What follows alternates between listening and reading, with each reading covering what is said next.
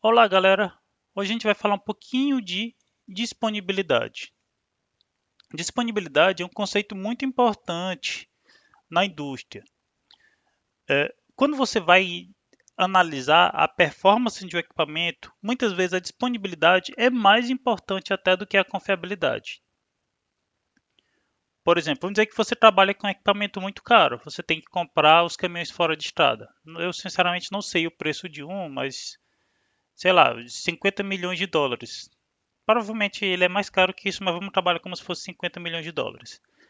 Aí você tem duas opções. Um equipamento que ele tem altíssima confiabilidade, porém você tem que parar a cada 2 meses para manutenção e cada manutenção são 3, 4 dias. Você tem um segundo equipamento que ele tem uma confiabilidade mais baixa, porém você cada manutenção preventiva dura menos de um dia e geralmente os reparos também são relativamente rápidos. Muito provavelmente a frota do segundo ela vai precisar de menos caminhões do que a frota do primeiro. Então, por quê? Porque a disponibilidade do segundo é maior do que a do primeiro. Então, eu consigo estabelecer uma frota com menos veículos. Por outro lado, alguns tipos de equipamentos podem ser sensíveis e qualquer parada pode ser muito complicada para você. E aí, o primeiro pode ser mais atrativo novamente. Mas aí é uma situação em que cada situação na vida real é quem vai se determinar. Disponibilidade é uma medida que eu tenho para me saber de todos os meus equipamentos quantos estão disponíveis para operar. Eles estão aí para isso, para ser operados. Então você quer que eles estejam disponíveis. E a gente vai ver como é que a gente calcula isso. Para eu entender a disponibilidade de um equipamento, eu tenho que entender o que é que torna o equipamento indisponível. Geralmente as manutenções tornam o meu equipamento indisponível, quer seja as preventivas, ó, esse veículo ele para a cada 2 meses, aí eu vou passar tanto tempo fazendo a manutenção e ele volta a operar. E tem as corretivas, vamos dizer, meu equipamento deu problema lá no meio da mina. Desse momento em diante ele já está indisponível. Aí eu vou ter que trazer o equipamento até a oficina, fazer o reparo ou mesmo fazer o reparo no local. Até que o reparo esteja concluído e o equipamento esteja de volta à operação, ele está indisponível. A eficiência da manutenção corretiva é medida através da disponibilidade do equipamento, conforme a gente já falou. E naturalmente a eficiência da manutenção preventiva ela é medida pela quantidade de por quanto tempo o meu equipamento funciona sem falhar.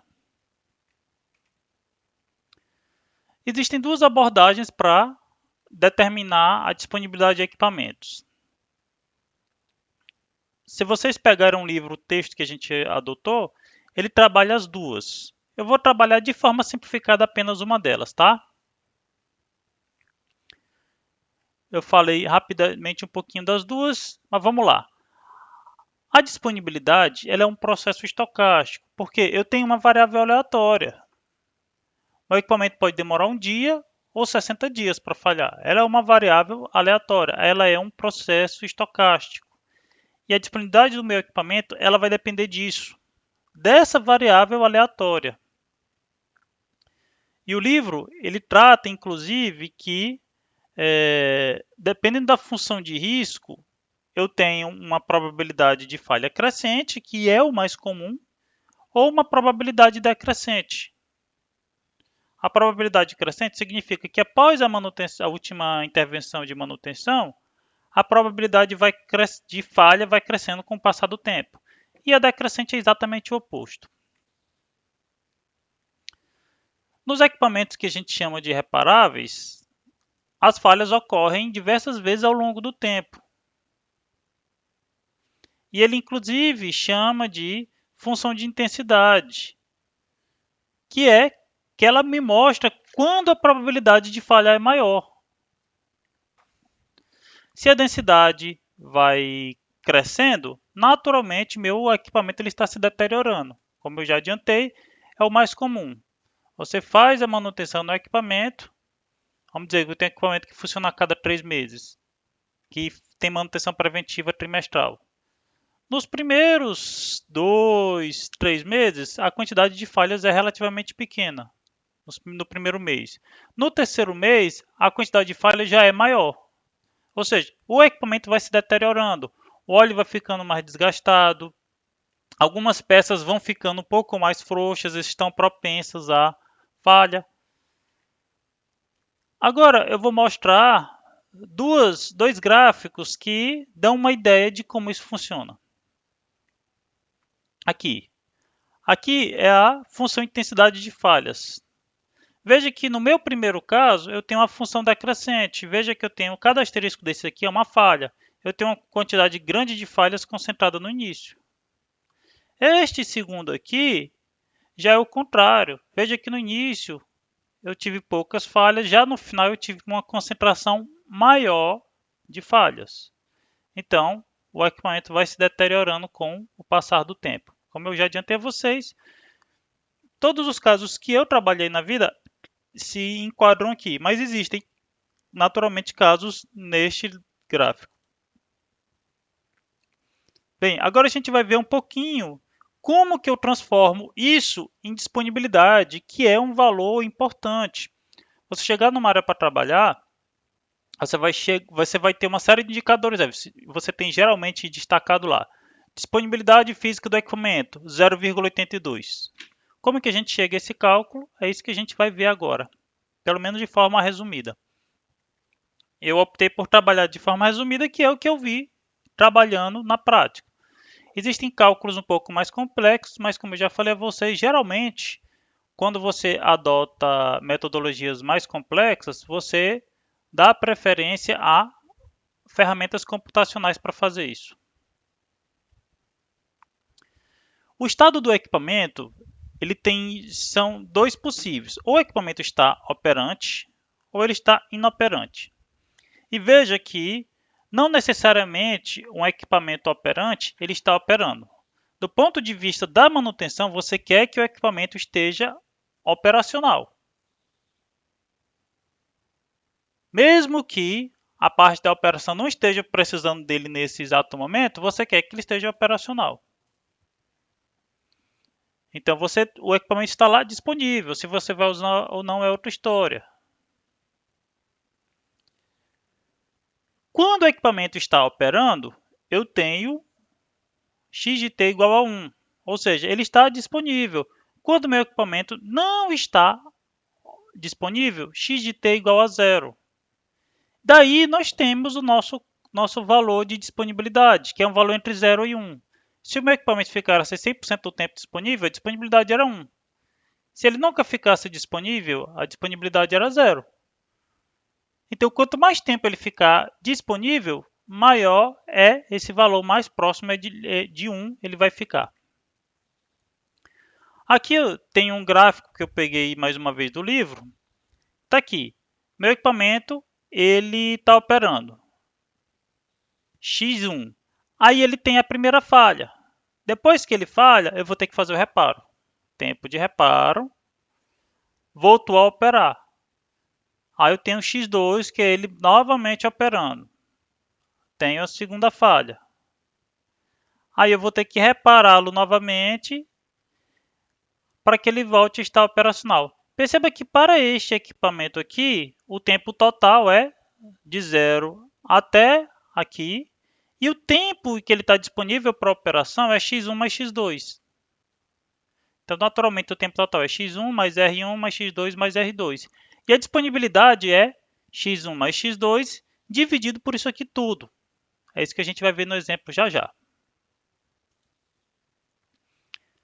O exemplo que eu mostrei para vocês aqui tem uma determinada máquina, uma perfiladeira, e tem uma tabela aqui que vai mostrar todos os dados.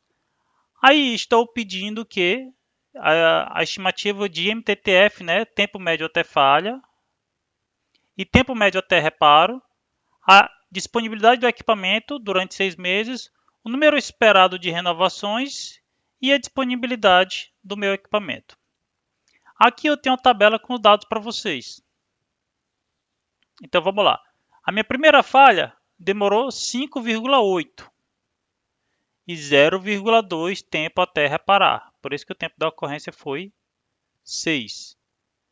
O tempo da segunda ocorrência é 39, né? Que foi a primeira. O tempo do primeiro mais esse tempo aqui do segundo.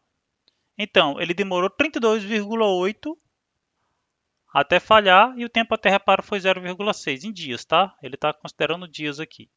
E assim por diante. Eu tenho todos os tempos até falhar e todos os tempos até reparar. A partir desses dados, a gente vai colocar em equações aqui. O tempo médio até falha, eu vou pegar, somar todos os tempos que o meu equipamento, todo o tempo que o meu equipamento ficou operando e dividir pela quantidade de falhas. Então, se eu somar todos esses tempos aqui, ó, e dividir por 10, que é o número de falhas, está aqui essa fórmula, eu vou encontrar aqui o tempo até falha do meu equipamento é de 15,9 dias.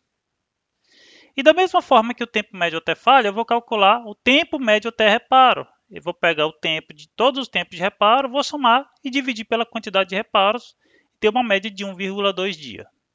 Então aqui eu já tenho dois indicadores comuns na área, MTTF e MTTR. São dois indicadores importantes para a manutenção. Bem, agora eu vou pegar e calcular a disponibilidade do meu equipamento em 6 meses. Conforme eu já indiquei para vocês, eu vou pegar, né, e tem essa fórmula exponencial aqui que eu vou pegar, calcular. Veja aqui que são os valores que eu calculei, né? O tempo até reparo dividido pelo tempo total, mais o tempo disponível dividido pelo tempo total. E aí, vou fazer essa conta, vou encontrar que a disponibilidade do meu equipamento é de 93,25, uma disponibilidade alta, tá? O número esperado de renovações é, a partir desses dados, eu vou tentar calcular qual é o tempo médio de reparos que eu vou ter que fazer no meu equipamento ao longo de 6 meses.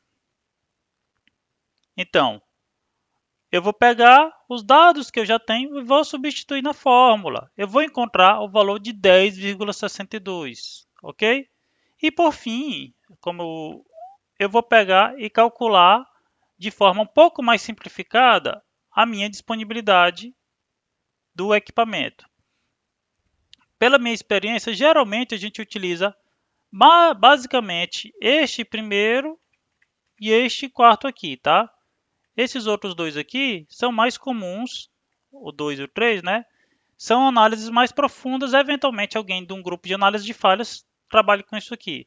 Mas para o nosso dia a dia, veja que eu posso calcular a disponibilidade física sem precisar da exponencial, apenas tendo meus tempos de funcionamento e tempos de reparo. Ou seja, a disponibilidade é quanto tempo meu equipamento ficou disponível dividido pelo tempo total. Deu 0,9324. Espero que esse método aqui vai ser suficiente para o entendimento dessa disciplina, mas se alguém quiser se aprofundar nisso, o conteúdo está todo disponível no livro texto. Obrigado a todos, mais uma vez.